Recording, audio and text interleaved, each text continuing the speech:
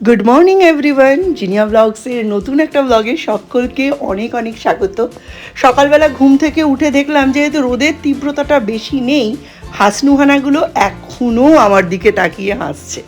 আর এই হাসনুহানা কিন্তু রাতেই ফোটে আর দিনের বেলা বন্ধ হয়ে যায়, তাই এটাকে দেখার আশা আমি করিনি।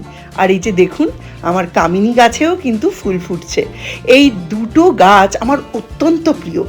এর আগে দুই একবার বাবুও খুব চেষ্টা করেছিল জানেন তো এই গাছগুলো করতে, কিন্তু অনেকের চাপে বাবু এটা করতে পারেনি। বলেছিল এই দুটো গাছ বাড়িতে রাখলে নাকি সাপ আসে। মানুষের কত যে ভ্রান্ত ধারণা হয়। গামছা, ব্যাগ, চশমা, টুপি, প্যান্ট সব দিয়ে দিয়েছি। হ্যাঁ, পাটা জোরে জোরে ছুঁড়বে আর পা দুটো যেন বেশি ফাঁক না হয়ে যায়। পাটা ফাঁক হয়ে যাচ্ছে।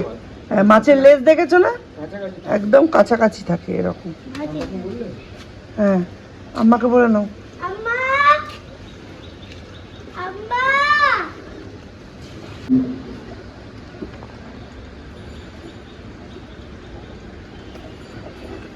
টাটা ঠাকুর নমো। পা দুটো কাছাকাছি রাখবে আর ছুঁড়বে, জোরে জোরে ছুঁড়বে, জোরে জোরে ছুঁড়বে, পা যেন ভাঁজ না হয়ে যায়।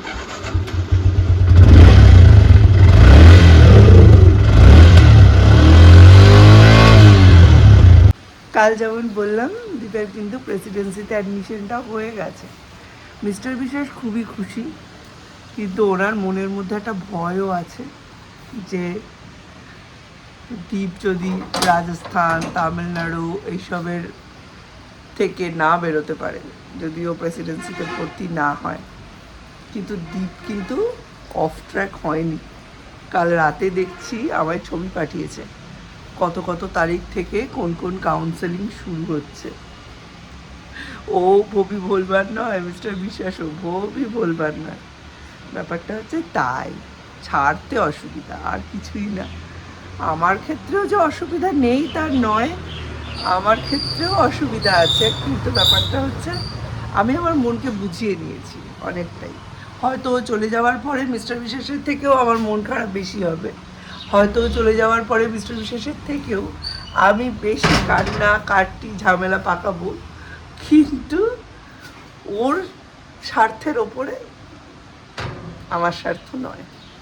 ও যেটা ভালোবাসবে সেটা ওকে দেওয়াটা আমাদের কর্তব্য। আমরা বাবা মা, ওর মালিক নয়। ওকে আমরা ভালো মন্দ দুই দিকের অপশানই দেখাতে পারি, কিন্তু কোনটাও চুজ করবে সেটার বয়সটা ওর হয়ে গেছে। 18-র আগে অবধি বয়সটা চুজিং পাওয়ারটা আমাদের হাতে থাকে, তারপরে তো থাকে না, রাখতেও নেই। বাচ্চা কাচ্চাকে বাইরে ছাড়লে, বাবা মার সঙ্গ ছাড়া হলে বাচ্চা কাচ্চা শেখার সুযোগটা দেওয়া উচিত। প্রেসিডেন্সিতে দীপের ব্লাড গ্রুপের সার্টিফিকেট লাগবে, তো আমার হট করে মনে পড়লো একবার সেন্ট লুক থেকে বেরিয়ে দীপকে না জানিয়েই আমার পরীক্ষা হবে বলে ওকে ডায়াগনস্টিকে নিয়ে গিয়ে আমি ব্লাড গ্রুপের সার্টিফিকেট বের করেছিলাম। তো সেই ফাইলটা খুঁজে বের করতে গিয়ে কি পেলাম একটু দেখুন। এই যে সেই ফাইল, আমার শ্বশুরমশাই প্রত্যেকটি ফাইলে লিখে রাখতেন এটা কি পারপাস। এটা অনেকেই করে, লিখে রেখেছেন নেক্সট ভ্যাকসিন 4 মে 2022। আর উনি আমাদের ছেড়ে চলে গেছেন 19 ফেব্রুয়ারি 2020। পরবর্তী প্রজন্মের জন্য এত চিন্তা, তো অর্গানাইজ, এইসব মানুষের কাছ থেকে অনেক কিছু শেখার থাকে বন্ধুরা। আজকে দেখে মনটা খারাপ হয়ে যাচ্ছে। আমার ছোট ছেলে হয়েছে বি পজিটিভ, ওর বাবার বি পজিটিভ, আর আমার বড় ছেলে ও পজিটিভ, আমারও পজিটিভ। আমাদের বাড়িতে নেগেটিভ রক্ত একমাত্র দিদির, ভীষণ rare blood group B negative. Mou হওয়ার পরপরই মা বাচ্চা দুজনকেই ইঞ্জেকশন দিতে হয়েছিল, নইলে তো সমস্যা হয়ে যায় না, ওই জন্য একমাত্র দিদির খুব রেয়ার গ্রুপ, খুব রেয়ার গ্রুপ। একটা বড় চিন্তা মাথা থেকে নামলো। কি মাছ? দাও এনে,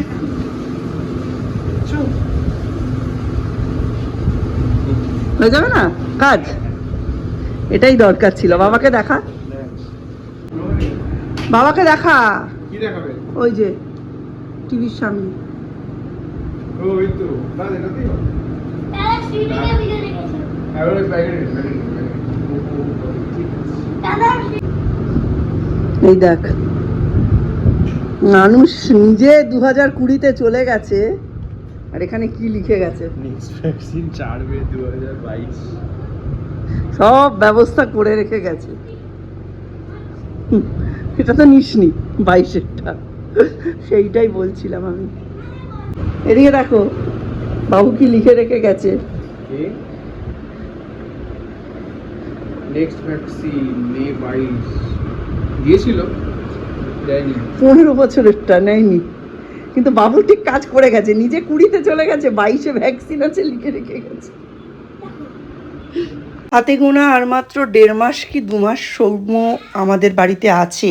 এই সময়টুকু একেবারে বলা চলে আমরা চেটে পুটে উপভোগ করছি, একটা মোমেন্টও ছাড় দিচ্ছি না। আচ্ছা, সৌম্য তো আমায় দেখতে পাবে, আমি কি পাবো ওকে দেখতে? রবিবারে এই কাজগুলো করতে করতেই আমার অবস্থা খারাপ। এই দেখুন, বোটাগুলো কেটে বেগুনগুলোকে ঢুকিয়েছি, শাকটা কেটে রেখেছি, এখানে আছে ফাইবারওয়ালা আমার সুইট পটেটো, এটার বীজগুলো শুকোতে দিয়েছি, এর মধ্যে আছে বোটা ছাড়ানো কাঁচা লঙ্কা, এর মধ্যে আছে কাঁকরোল আর পুঁই শাকের ডান্ডাগুলো কেটে রেখেছি, 2টো লাউ এখানে, কারণ এর এই দিকের পোর্শনটা মানে গোড়ার পোর্শনটা থাকলে লাউ তাড়াতাড়ি পচে যায়, পেকেও যায়, বীজও হয়ে যায়, তাই এই অংশটা কেটে নিয়ে আমি মুগ ডাল বানাবো আজকে। তা আর পটলটা এখানে রেখেছি, এটা তো বাছতে বাছতে আমার 1-1.5 ঘন্টা লেগে গেল, এইটাই বাঁচিছি। আর তার সাথে সিনেমাও দেখছি। আজকে একটু উচ্ছে আলু সেদ্ধ দেবো, আর আজকে কিছু রান্না হবে না, আজকে হবে ডাল, মোচার ঘন্ট, আর তার সঙ্গে উচ্ছে আলু সেদ্ধ, আর হবে পেঁয়াজি। এটাই হবে আজকে দুপুরের মেনু।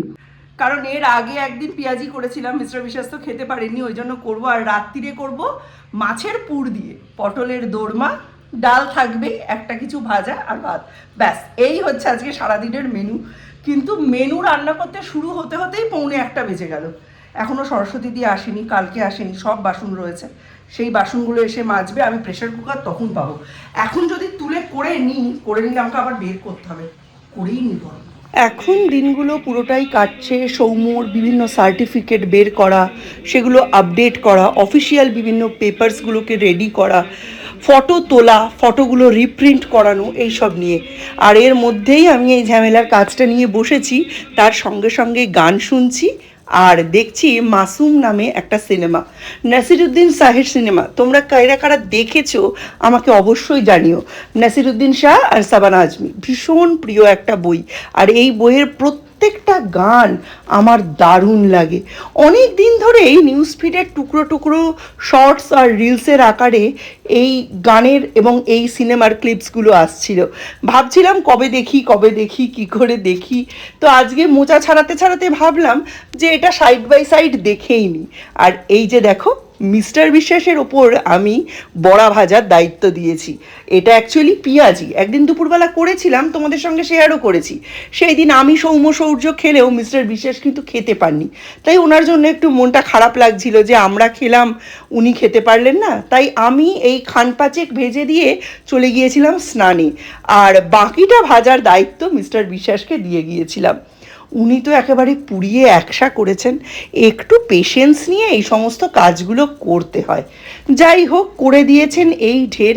রবিবারের রান্নাবান্না নর্মালি খুব স্পেশালি হয়, তবে আমি এখন কিন্তু স্পেশাল রান্নাবান্না বলতে ওই মাটন চিকেন বোঝাচ্ছি না, ঘরোয়া রান্না বোঝাচ্ছি। তো পেঁয়াজি ভাজছি, পেঁয়াজি ভাজছি, এটা একটু কালো কালো হয়ে গেছে, ঠিক আছে? পেঁয়াজি আজকে দুপুরবেলা, পেঁয়াজি ডাল ভাত সব ভালো মেনু আজকে।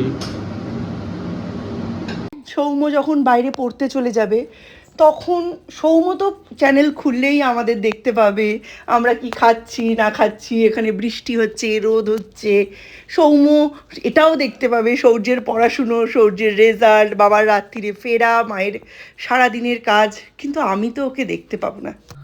চলুন, আজকে দীপের প্রেসিডেন্সিতে অ্যাডমিশন হয়ে গেল। আমার একদমই ইচ্ছে নেই, তবে প্রেসিডেন্সিতে ওর অ্যাডমিশন হওয়াতে আমার জিতে যাওয়া বা হেরে যাওয়ার কোনো সম্পর্ক নেই। ছেলেটা যদি ওর মনোমতো একটা ইউনিভার্সিটি, একটা কলেজ পায়, তাহলেও আমি হ্যাপি। আর ছেলে যদি দূরে না গিয়ে আমার ঘরের কাছে থাকে, আর তাহলেও আমি হ্যাপি। নিউ টাউনের কোনো ক্যাম্পাসে কোনো হস্টেল নেই, আছে কলেজ স্ট্রিট ক্যাম্পাসে। হস্টেলের কোনো ব্যবস্থা হয়নি, এমনি অ্যাডমিশন হয়ে গেছে। আর এই ব্যাপারে যাবতীয় আমি তো সেরকম কিছু জানি না, মিস্টার বিশ্বাস কালকে আপনাদের জানাবেন। আজকের মতো ব্লগটা এখানেই এন্ড করছি। নতুন একটা ব্লগে আবার আপনাদের সঙ্গে দেখা হবে, ততক্ষণের জন্য টাটা।